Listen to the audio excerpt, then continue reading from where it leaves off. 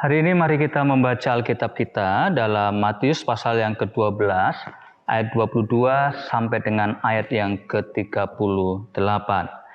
Matius pasal yang ke-12 ayat 22 sampai dengan 38. Dalam perikop ini saudaraku, saudara bisa membaca bahwa ada satu peristiwa Tuhan Yesus menyembuhkan seorang buta dan bisu yang disebabkan karena kerasukan roh jahat.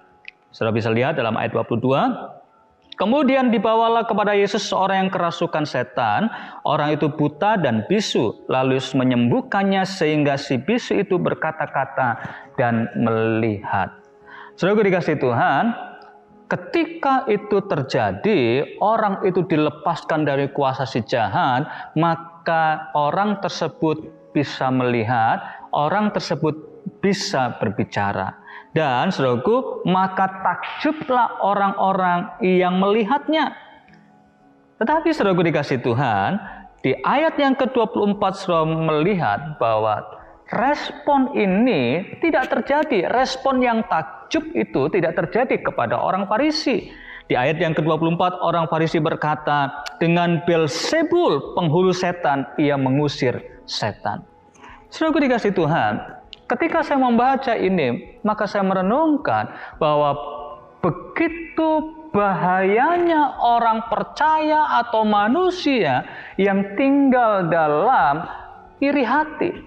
Betapa bahayanya seseorang yang dikuasai oleh iri hati dan kedengkian. Kalau saya boleh katakan bahwa orang Farisi mengalami hal itu, melihat Yesus lebih terkenal dan Yesus semakin diagungkan dan semakin banyak orang yang mengikut Yesus, dan mereka meninggalkan orang-orang Farisi dan ahli Taurat. Bahkan orang-orang banyak itu berkata bahwa apa yang diajarkan lebih berkuasa daripada guru-guru Farisi atau orang-orang Taurat, ahli Taurat tersebut. Saudaraku dikasih Tuhan, tanggapan dan penilaian ini muncul karena rasa iri dan dengki.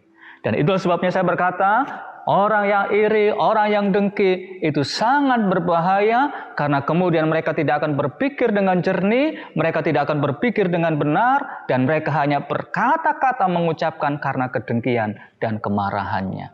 Saudaraku dikasih Tuhan, bahkan di ayat yang ke-26, ayat 25 dan 26, Tuhan Yesus dengan tegas mencela kehidupan orang-orang Farisi ini.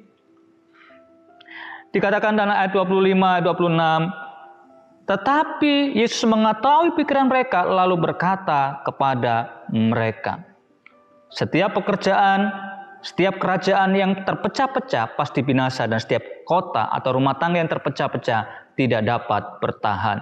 Demikian juga kalau iblis mengusir iblis, ia pun terbagi dan melawan dirinya sendiri.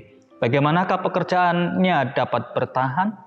Saudaraku, Yesus menunjukkan juga di ayat 27 dan 28 bahwa mereka tidak dapat melihat kerajaan Allah karena kedengkian iri hati mereka.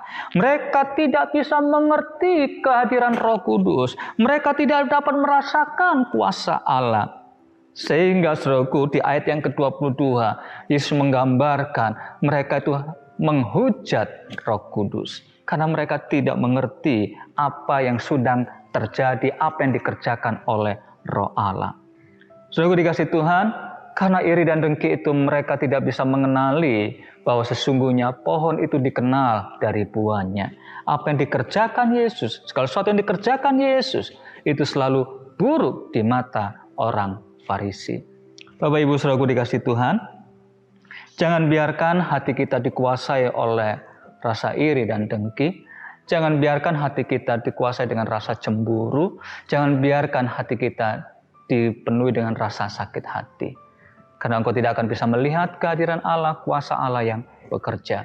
Ketika engkau mungkin melihat orang lain yang lebih berhasil, engkau melihat orang lain yang lebih baik dari keadaanmu, jangan biarkan iri hati menguasaimu.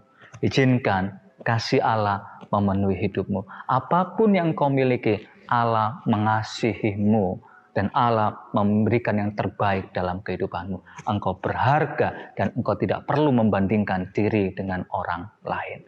Tuhan Yesus memberkati Bapak Ibu saudara semuanya. Shalom.